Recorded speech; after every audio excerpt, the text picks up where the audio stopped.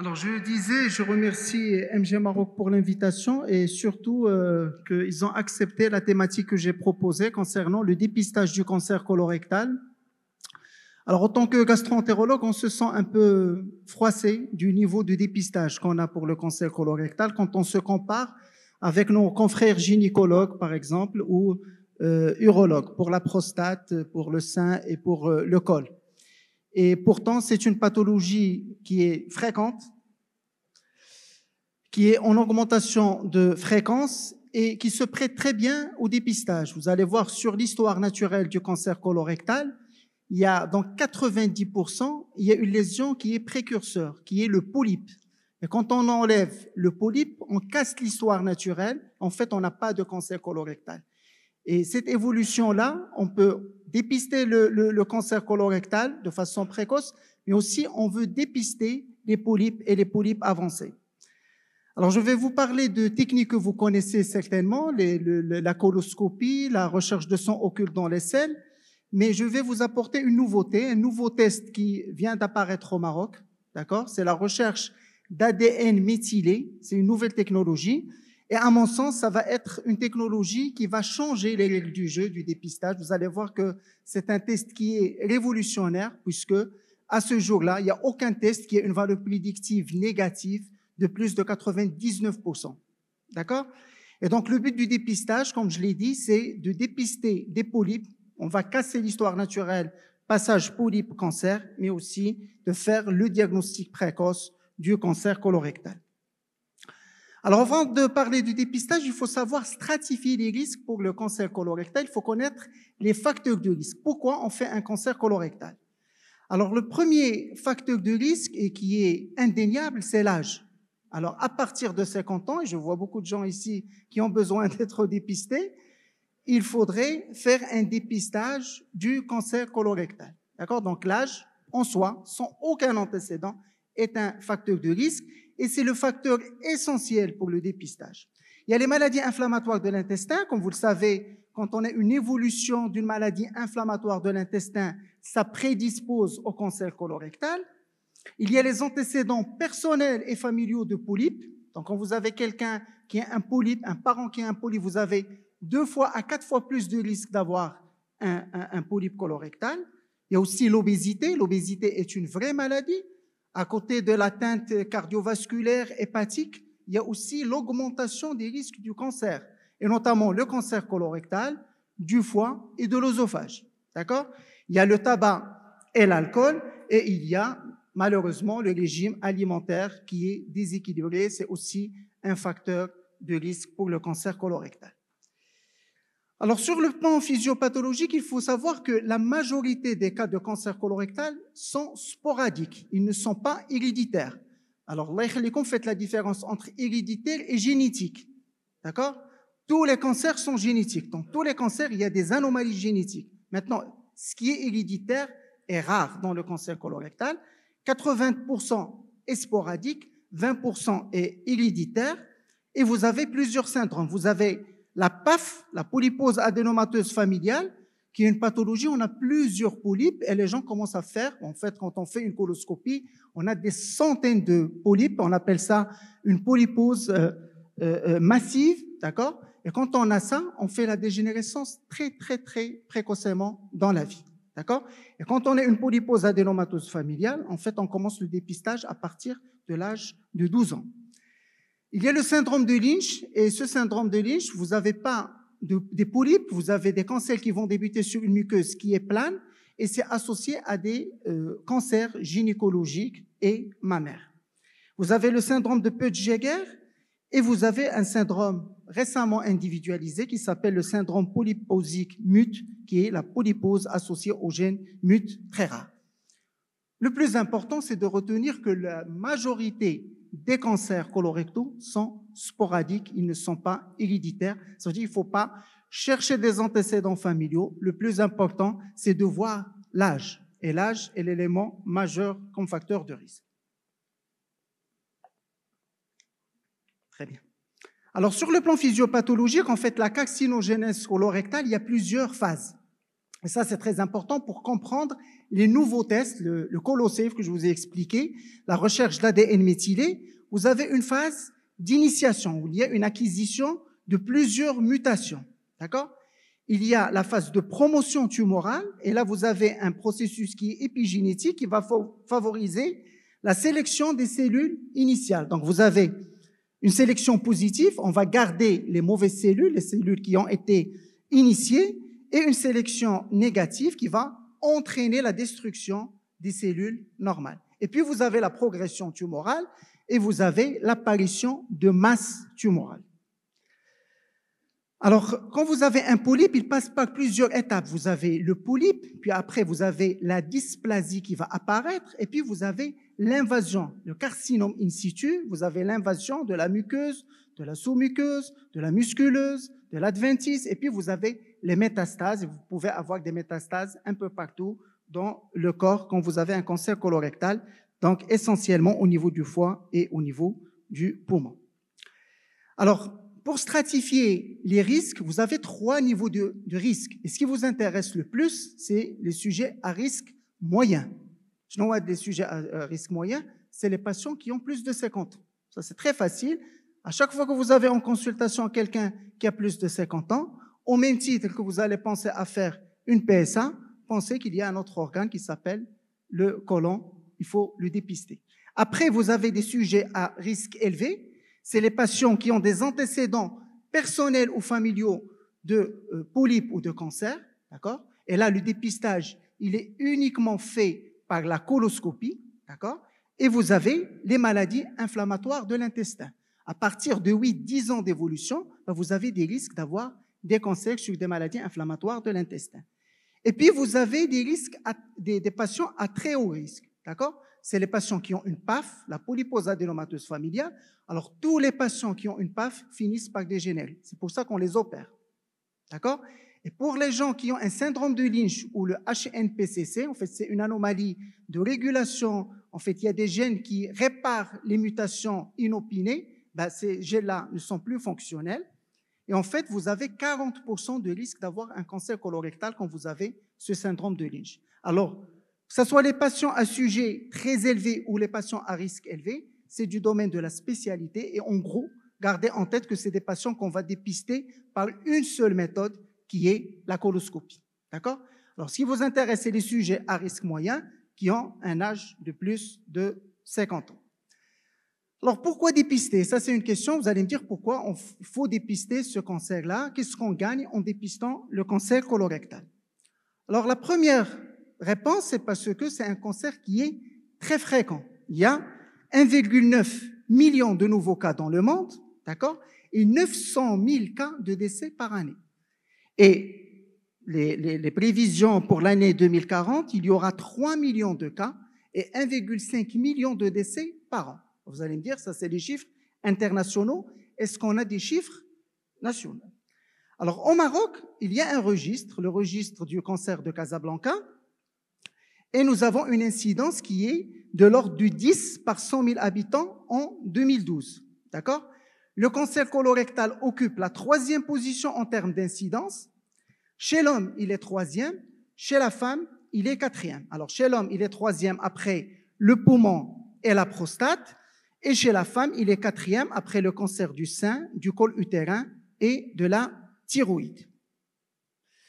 Et puis, on a les chiffres de la prévalence et de l'incidence. Regardez, on a quasiment 5000 cas, nouveaux cas chaque année, et on a quasiment 2500 cas de mortalité annuelle. Donc ça, on a un argument, la première réponse, c'est un argument de fréquence. Deuxième élément, c'est parce qu'on a une histoire naturelle qui est particulière. Je vous ai expliqué, dans 90% le cancer colorectal, il survient sur un polype. Et donc, ce polype-là, pour qu'il devienne cancer, il lui faut 10 ans d'évolution. Et le polype, il est présent 10 ans avant que le cancer se déclare. Il fallait juste dépister par n'importe quelle méthode, surtout la recherche de sang occulte, qui est souvent positif des années avant, pour trouver soit un polype avancé, soit un cancer à une étape précoce. Et donc, cette histoire naturelle, elle est très particulière. C'est pas un cancer qui naît de rien. Il naît dans 90% à partir d'un polype. Et quand on enlève le polype, on arrête l'histoire naturelle de ce polype. Troisième élément de réponse, c'est en fait la survie. On améliore la survie quand on dépiste précocement. Quand on trouve un polype, on le résèque, on a un taux de survie qui est à 100%. D'accord? Parce que c'est juste un polype, c'est une lésion bénigne. Quand vous avez un T1, vous avez une survie à 5 ans de 93%. Quand vous avez un T2, 78%. Quand vous êtes à T3, T4, les choses sont différentes. Vous êtes à 50% de survie à 5 ans et que de 8% quand vous avez un T4. D'accord? Donc, on a tout intérêt à dépister le cancer colorectal à l'étape de précurseur ou un stade de CIS ou de T1. Et puis, le tableau clinique, ça c'est un autre élément de réponse. Pourquoi on devrait dépister? Alors, le dépistage, il faut faire la différence entre le dépistage du cancer colorectal et le diagnostic précoce d'une douleur abdominale chronique. Le dépistage s'adresse à des gens asymptomatiques. Ça veut dire qu'il vient chez vous pour une cytolyse, il a 50 ans, vous allez demander un test pour le dépistage. S'il a des douleurs abdominales qui ressemblent à un syndrome de l'intestin irritable, je ne le cesse de répéter, à partir de 50 ans, on n'a pas le droit de retenir le diagnostic du syndrome de l'intestin irritable sans avoir fait une coloscopie. C'est la raison pour laquelle, devant une douleur abdominale chronique qui ressemble à un syndrome de l'intestin irritable à partir de 50 ans, surtout si vous avez de l'anémie, surtout si vous avez une hémorragie digestive, surtout si vous avez des antécédents familiaux, il faut absolument faire une coloscopie. Là, on n'est pas dans le dépistage, on est dans le diagnostic étiologique d'une douleur abdominale chronique avec des signes rouges.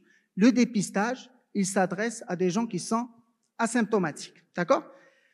Alors, parfois, il y a des symptômes, et quand il y a des symptômes, vous allez faire le diagnostic précoce, donc il faudrait surtout pas, encore une fois, quand on a des rectorragies, les attribuer à des hémorroïdes. Ça, c'est un réflexe de base.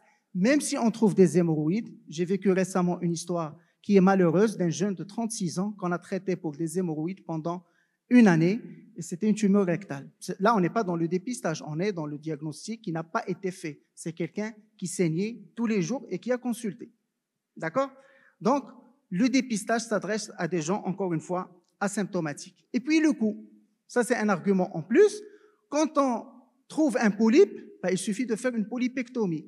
Quand on trouve une tumeur stade 1, regardez ici, l'étude a été faite en Angleterre, ça coûte, un cancer colique, ça coûte pour le stade 1, 3 000 livres sterling, 12 000 par an quand c'est un T4. D'accord? Même chose pour le cancer rectal, 4 500 versus 11 000. Donc, sur le plan économique, il est très important de dépister le cancer colorectal. Et puis, l'efficacité du dépistage, on sait depuis qu'on a commencé à faire du dépistage, il y a 51% de baisse de la mortalité. Et on considère que les 2/3 de la mortalité du cancer colorectal n'est pas liée au cancer en lui-même, mais est liée à l'absence de dépistage des polypes et des cancers. Ça veut dire les 2/3 de la mortalité liée au cancer colorectal est évitable si on se met tous à dépister le cancer colorectal. Comment dépister? Alors, je vais vous dire des choses que vous connaissez déjà, la coloscopie. Alors, la coloscopie est le gold standard. C'est un examen qui est coûteux, qui est invasif, mais il ne faut pas avoir peur de la coloscopie parce que le taux de complication de la coloscopie, il est vraiment très bas. Il est vraiment à 0,1% d'hémorragie. Le risque de décès, c'est ce qui fait peur aux patients, c'est 0,01. D'accord? Donc, il y a un décès sur 10 000, souvent lié à des problèmes d'anesthésie. Il est exceptionnel d'avoir de la mortalité au cours de la coloscopie et nous avons ce problème-là de convaincre les patients pour faire une coloscopie pour le dépistage. Alors, c'est le meilleur examen de dépistage parce qu'il détecte et les adénomes et les cancers. Il permet l'exérèse des polypes. Il confirme le diagnostic quand vous avez un cancer, donc on peut biopsier. Il précise son siège. Il précise si la tumeur est sténosante. Il voit son aspect macroscopique. Et surtout, il voit s'il y a d'autres localisations. Souvent, on a un cancer colique ou rectal et on a un polype de l'autre côté. Donc, c'est ce qu'on appelle des lésions métachrones. D'accord? Et puis, il peut nous aider à enlever des lésions qui sont superficielles. Actuellement, il y a des techniques il y a de la dissection sous-muqueuse, il y a l'IMR. On peut enlever des polypes qui sont assez avancés par technique endoscopique. Et puis la coloscopie, bien évidemment, du dépistage, il faudrait la confier à des gens qui ont l'habitude de faire, parce qu'il faut faire une préparation qui est excellente, parce que les résultats en dépendent. Si vous ne voyez pas la moitié du côlon, vous avez vérifié que la moitié du côlon. Il faudrait voir tout le côlon, il faut arriver jusqu'au sécum. Il faudrait faire un examen soigneux, ça veut dire qu'il faut retirer le coloscope très doucement, un temps de retrait de plus de 6 minutes, et il faudrait faire des colorants virtuels ou électroniques au moindre doute. Donc c'est un examen qui est opérateur dépendant, et malheureusement, l'acceptabilité de cet examen, que ce soit en Europe ou au Maroc, reste basse parce qu'il est un peu diabolisé. Les gens ont peur de faire une coloscopie. Alors, on peut s'aider de certains artifices, ce n'est pas le but de la présentation, mais on peut faire ce qu'on appelle de la chromo-endoscopie pour détecter. Il y a aussi l'intelligence artificielle qui s'invite dans le dépistage parce qu'il y a certains logiciels qui peuvent montrer là où on pourrait avoir des polypes, parce qu'il y a des polypes qui sont plans, qui sont difficiles à détecter. Et en fait, c'est ce qui est apparu dans une méta-analyse, en fait, qui a étudié 43 publications. On a fait 2 coloscopies chez le même patient. Et en fait, même la coloscopie, on peut rater des polypes. D'accord? Regardez, on peut rater 26% des adénomes, 9% des polypes même avancés, ça veut dire qu'il y a de la dysplasie, et 27% des polypes festonnés qui sont difficiles à détecter.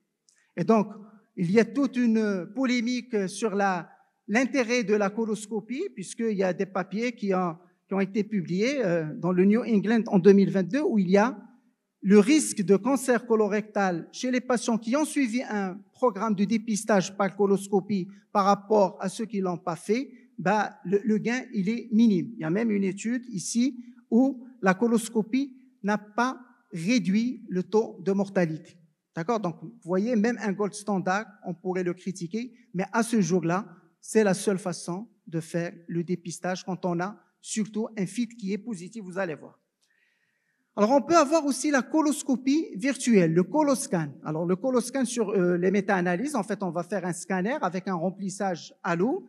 Il va détecter les polypes à moins de 6 mm que dans 50% des cas. Ça veut dire qu'il peut rater les tout petits polypes. Les polypes de plus de 9 mm, la sensibilité, elle est assez bonne, elle est à 85%.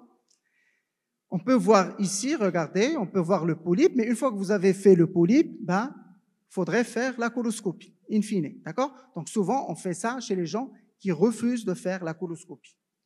Et puis, vous avez des avantages, il n'y a pas d'anesthésie, on peut voir les lésions extracoliques, on peut voir les lésions pancréatiques et du foie, et l'inconvénient, c'est l'insuffisance de dépistage des polypes plans et la performance, elle est moindre que la coloscopie optimisée. Puis on a la capsule colique, moi je ne sais pas si vous connaissez la capsule, c'est une sorte de caméra qu'on va avaler et qui va prendre des photos.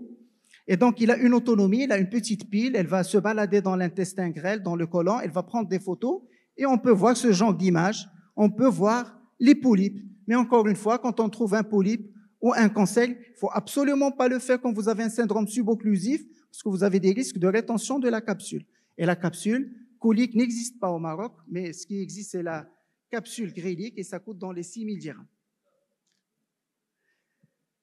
Et puis, vous avez la recherche de sang occulte. Ça, c'est ce qu'on fait tous les jours. Alors, le sang occulte, c'est ce qu'on ne voit pas à l'œil nu. Il y a 2 problèmes. On va détecter le sang. Ça veut dire qu'on va détecter le sang qui peut provenir aussi des hémorroïdes, de fistules, de lésions, d'ANS. D'accord? Donc, ça, c'est le premier problème. Le deuxième problème, c'est que les lésions coliques et le polype et le cancer, ils saignent par intermittence. Ils ne saignent pas tous les jours. Et donc, vous pouvez faire le test le jour où vous avez pas de saignement, d'accord? Alors, vous avez le test hémoculte. S'il vous plaît, oubliez-le. Quand vous demandez un test immunologique. Parce que ce test-là, le test hémoculte, il détecte l'hémoglobine, quelle que soit son origine. Ça veut dire, si vous mangez un steak saignant, vous allez avoir un hémoculte qui est positif, d'accord? Parce qu'il va détecter l'hémoglobine bovine, d'accord? Donc, c'est un test qui est simple, qui est peu coûteux, mais qui a fait Maintenant, on a un test qui est beaucoup mieux, qui est le test les tests immunologiques. Alors, ils sont beaucoup plus spécifiques parce qu'ils sont spécifiques à l'hémoglobine humaine. Donc, quand vous demandez une recherche de sang occulte, mettez s'il vous plaît par méthode immunologique, FIT ou IFOPT. D'accord? Alors, comment ça se passe? Dans les pays où il y a un dépistage qui est organisé, vous recevez ça à partir de 50 ans. Alors, vous allez coller le papier, ça, vous allez le recevoir par la poste. Donc, vous allez coller le papier de recueil. Vous allez ouvrir le tube, d'accord, en tournant le bouchon. Vous allez gratter à la surface des selles. Vous allez fermer. Vous allez envoyer au laboratoire qui va faire la détection du sang occulte. Et puis, je vous ai dit qu'il y a un test qui est nouveau, qui est révolutionnaire. C'est un test qui vient d'apparaître au Maroc. Donc, c'est un test dont l'inventeur était à Harvard, c'est un Chinois, et qui a breveté son test en Chine. Et on a eu le grand plaisir de le recevoir à l'occasion du congrès national, le dernier congrès de l'asthme qu'on a organisé. C'était un congrès mondial de gastroentérologie. Il était là. Et en fait, il a présenté son test, et son test maintenant, il existe au Maroc. Et c'est un test qui ne détecte pas le sang. Il détecte la méthylation de l'ADN. Et cette méthylation de l'ADN, on l'a à partir du stade de polype. D'accord? Donc, en fait, ça ne peut pas être... Vous allez voir qu'il y a une valeur prédictive positive qui est excellente, mais surtout une valeur prédictive négative. Je vous rappelle que pour un test avec une valeur prédictive négative à quasiment 100%, vous pouvez dire avec beaucoup de certitude aux patients, quand vous avez fait ce test, que vous n'avez pas de cancer colorectal. D'accord? Et quand vous avez un test qui est positif, vous allez voir, c'est une valeur prédictive positive de 70%. Donc, dans 70%, soit vous allez trouver un polype, soit vous allez trouver un cancer. D'accord? Et donc, ça va changer complètement notre façon de voir, surtout pour les patients. Moi, depuis que j'utilise le test, les gens qui ne veulent pas faire de dépistage, qui ne veulent pas entendre parler de coloscopie, quand vous leur demandez de faire le test et quand il est positif, et vous leur montrez les risques qu'il y a, ils acceptent de faire la coloscopie. D'accord? Donc, ça, c'est ce que je vous ai dit. En fait, c'est un dépistage de la méthylation de l'ADN. Et regardez les résultats. Ça, c'est une très grosse cohorte à la chinoise, 500 000 patients. Le test était positif, le Colosafe, il était positif à 6,5% des cas. Ils ont réalisé 15 000 coloscopies. Et regardez ici, la valeur prédictive pour les néoplasmes colorectaux, ça veut dire polypes et cancer, c'est à 70%. C'est-à-dire quand vous avez un test qui est positif, dans 70%, soit il y a cancer colique, soit il y a polype. Et quand vous avez un test qui est négatif, vous avez une valeur prédictive négative qui est à 99,9%. Ça veut dire que vous pouvez dire avec beaucoup de confiance qu'il n'y a pas de cancer colorectal. D'accord? Et ça, c'est vraiment un test. Je pense même en France, ils ne l'ont pas encore. Et c'est quelque chose d'extrêmement intéressant. Alors, si vous demandez le test, vous allez avoir le résultat comme ça. Vous allez avoir un test soit positif, soit négatif, avec une zone grise. Et on va vous donner un chiffre qui s'appelle le CT. D'accord? Alors, si vous avez un CT qui est en dessous de 38, votre test est positif. Alors, CT, c'est les cycles d'amplification. Donc, plus vous faites des cycles d'amplification, moins il y a d'ADN méthylé. D'accord? Donc, plus c'est bas, plus il y a d'ADN méthylé. D'accord? Plus c'est positif. C'est pas l'inverse. D'accord? Et c'est négatif quand il y a une CT value au-delà de 39. Mais ce qui est intéressant pour ce test-là, c'est avec le chiffre du CT, vous pouvez savoir ce que vous avez. Alors, si vous avez un CT qui est en dessous de 31, ça veut dire, imaginez, vous demandez à quelqu'un un test, il va avoir un CT à 30. Ce malade-là, il a 99%, regardez ici, 99% de risque d'avoir un néoplasme et 91% de risque d'avoir un cancer colorectal.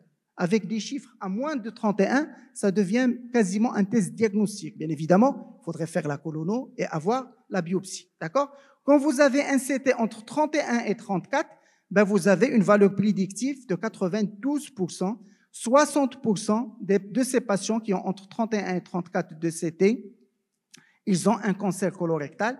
Et entre 34 et 38, 58% des patients ont un adénome et un polype. Et ça m'est arrivé une fois de faire une coloscopie qui est incomplète. J'ai demandé le test, il était positif. J'ai dit au patient, il faudrait qu'on refasse la colo. Je ne suis pas arrivé à droite parce qu'il était mal préparé. En fait, on trouve là-bas un polype qui est avancé. Donc, pour vous dire que c'est alors que j'avais un scanner où il n'y avait absolument rien. Alors, si on compare l'IFOPT et le ColoSafe, et moi je suis très content de parler de ce test en dehors de tout symposium parce que je parle avec beaucoup de liberté et je crois en ce test-là parce que ça change vraiment les règles du jeu. Alors, si on compare l'IFOPT et le ColoSafe, regardez la valeur prédictive du cancer colorectal, elle est de 4% pour l'IFOPT. Ça veut dire qu'il vous faut 22 coloscopies pour avoir un cancer colorectal, d'accord? Ça veut dire que si vous avez un IFOPT qui est positif, 22 coloscopies, vous allez faire 22 coloscopies pour avoir un cancer colorectal. Alors que si vous avez un IFOPT, un ColoSafe qui est positif, la valeur prédictive du cancer colorectal, elle est à 12%. Il vous suffit de faire 8 coloscopies. Et la valeur prédictive des néoplasmes coliques pour l'IFOPT, il est de 31%, d'accord? Pour le ColoSafe, il est de 70%. Donc, à chaque fois qu'il est positif, vous avez 70%, soit un polype, soit un cancer. Et ça, c'est suffisant quand je le dis au patient, il accepte à ce moment-là de faire sa coloscopie. Alors, gardez en tête, valeur prédictive à 70, valeur prédictive négative pour le cancer colorectal de 99%. Alors, qui dépister? Je vous ai expliqué que le dépistage dans la population générale, c'est essentiellement un dépistage qui est stratifié en fonction de l'âge. Il y a 2 types de dépistage. Malheureusement, on n'a pas au Maroc un dépistage qui est organisé. J'espère qu'on va le voir incessamment au Maroc. Mais ce qu'on peut faire actuellement, c'est ce qu'on appelle, même si je n'aime pas le mot, un dépistage opportuniste. C'est-à-dire à chaque fois qu'on a l'opportunité de le faire, on va demander au patient, est-ce que vous voulez qu'on vous fasse un test de dépistage? Alors, bien évidemment, vous allez faire le test de dépistage pour les patients qui sont à risque moyen. Et les recommandations, il faudrait demander un IFOPT entre 50 et 75 ans. Ça veut dire qu'on va demander une recherche de sang occulte dans les selles, d'accord, tous les 2 ans. S'il est positif, ça va être sanctionné par une coloscopie, d'accord? Donc ça, c'est les recommandations marocaines. On les a établies. Moi, j'étais le rapporteur du cancer colorectal pour les recommandations de l'ANAM. Et en fait, à ce moment-là, j'ai fini. À ce moment-là, on n'avait pas encore le ColoSafe, mais je pense qu'il va prendre une place, surtout pour les patients qui refusent de faire la coloscopie et pour les gens qui ont le moyen, parce que ce n'est pas un test qui est remboursé. Donc, ce que vous pouvez demander tous les jours, c'est l'IFOPT. Pour les gens qui voudraient avoir un test plus performant, c'est le ColoSafe, d'accord? L'IFOPT, c'est recommandé tous les 2 ans. La coloscopie, ce n'est pas une erreur de la demander. On a introduit la coloscopie comme méthode de dépistage. C'est remboursé si vous avez le malade qui donne son consentement. C'est dans les recommandations. Donc avant, on devait avoir une lésion pour qu'on soit remboursé. Maintenant, il faut mettre juste coloscopie de dépistage. Si le patient accepte les risques et les bénéfices de la coloscopie, c'est remboursé. Et donc, j'espère que je vous ai convaincu de l'utilité du dépistage. C'est une pathologie qui est fréquente. On peut dépister des polypes et des cancers à une étape qui est précoce. C'est moins coûteux pour la communauté et qu'actuellement, on a les méthodes classiques, mais on a aussi des nouveaux venants, notamment le ColoSafe, qui pourrait rajouter en fait de l'efficacité dans le dépistage du cancer colorectal. Et je vous remercie.